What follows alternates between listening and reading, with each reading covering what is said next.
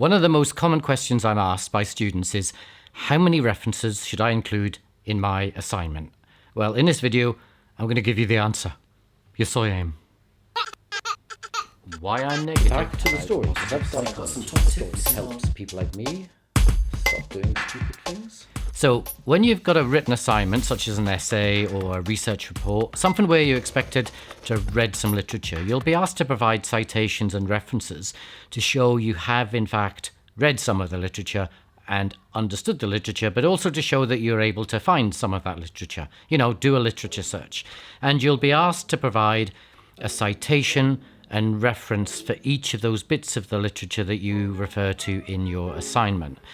What's the difference between a citation and a reference? Well, I'm glad you've asked.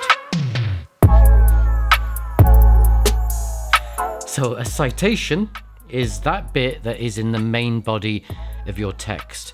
That is where you acknowledge the source of the material you're including at the point you include it.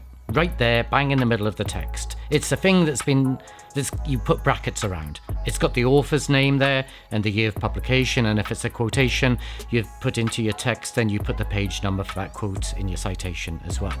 Now, a reference is the bibliographic information of where that material came from. This is the bit that's not in the main body of your text, but comes at the end of your text in a separate section, labelled reference section.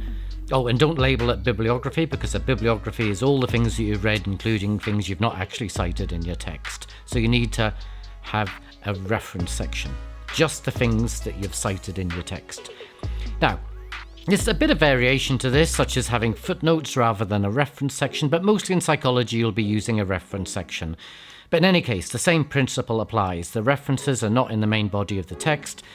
They are either included at the bottom of a page with a line separating it from the rest of the text, or they're at the end of your text in its own little section. Okay, that's all rather lovely, but the question is, how many references should you have in, say, an essay? Well, there's no easy answer. It all depends on the type of material you're covering in your assignment. But generally, the question about how many references you need to put in your essay, for example, is actually answered by another question. And that question is a question you need to ask yourself throughout the writing of your assignment. And that question is, how do I know that?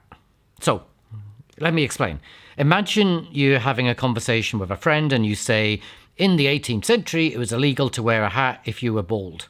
And your friend would maybe respond something like, oh, really?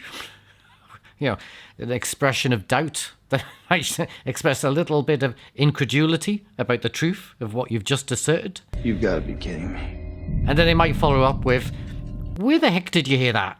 Where did you read that? Did you read that off the internet?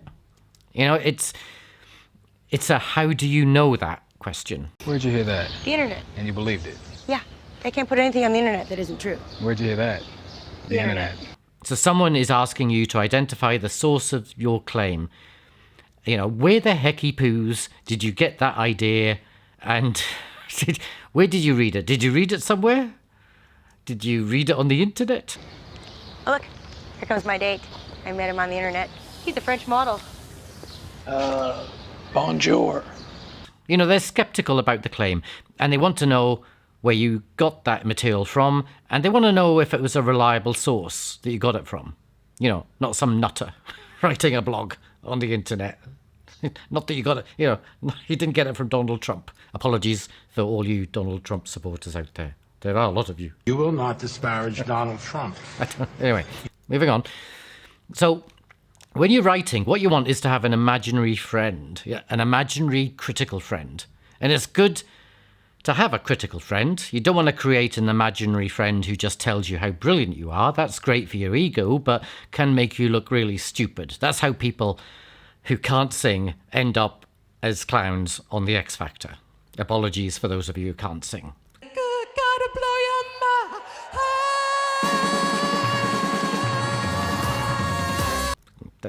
I can't sing.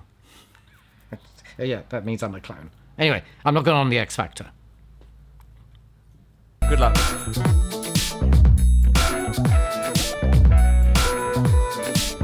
Not this year.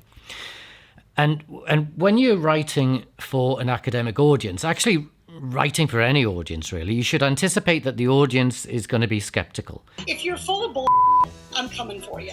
Like, I just don't have time. I'm a single mom, the dinner's burning, I'm late to something, I have 4,000 emails, my hair is frizzy, I haven't shaved my legs in a week. No bull.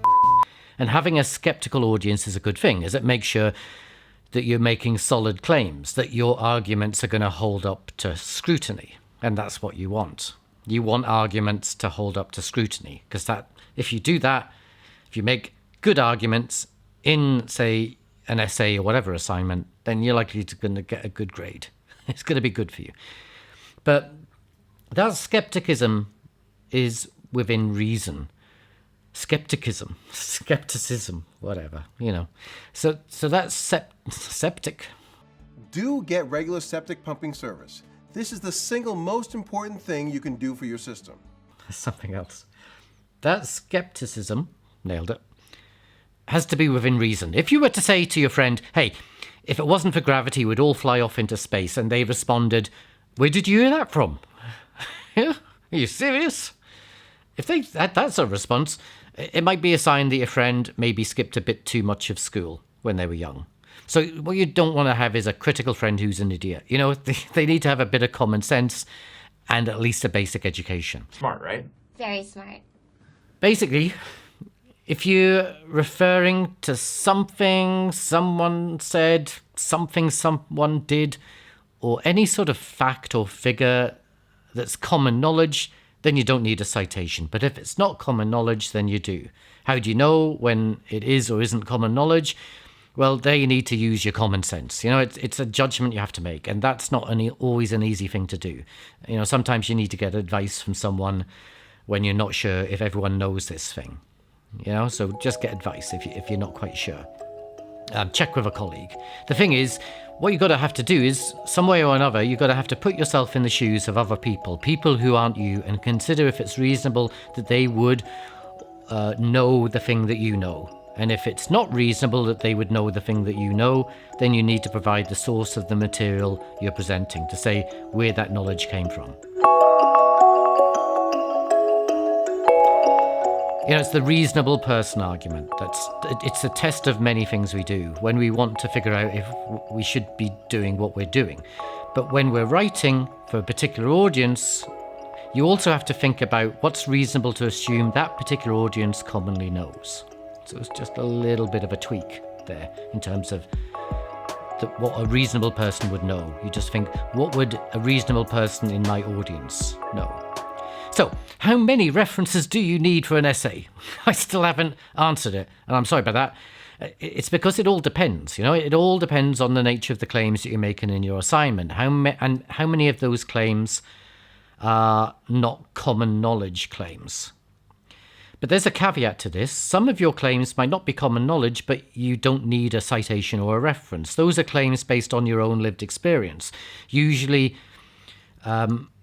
you still have to back up those claims by stating you're making a claim based on your own experience, and sometimes it's reasonable to make such claims. Sometimes it's not. So, say you state that during an interview you were feeling nervous. That would not be common knowledge. Only you would really know that.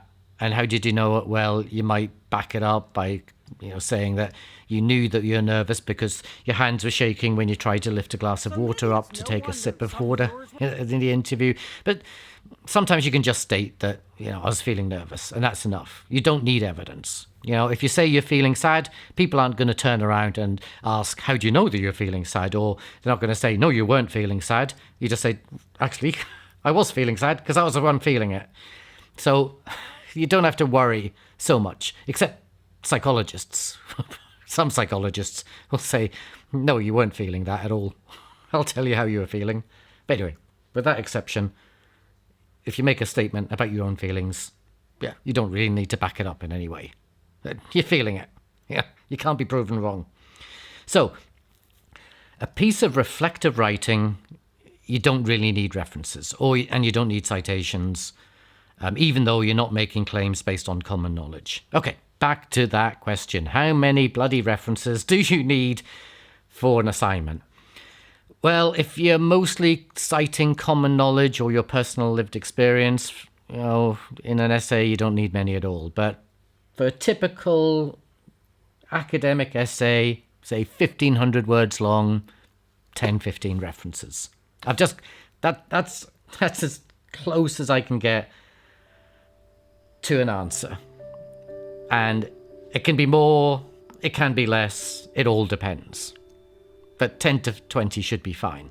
That shows you that you've at least read something, and you should be fine.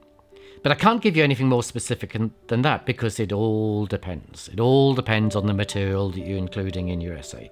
So there you go, complicated answer or non-answer to what might appear to be a simple question. It's actually a complicated question, because it's all about the context of the type of arguments you're making and the type of material you need to include in your essay. Oh, and by the way, some tutors can't bear getting asked that question about how many references should I include in my essay, so they just say, oh, bugger it, 10. Just get 10 references, and they'll put it down in the assignment saying, you must give 10 references. Now go away, because they're sick of answering this damn question. Okay, so that's now all for now. Like and subscribe and all that sort of stuff if you want me to keep on making these videos. And if you do, I'll see you next time. So till next time, ta-da.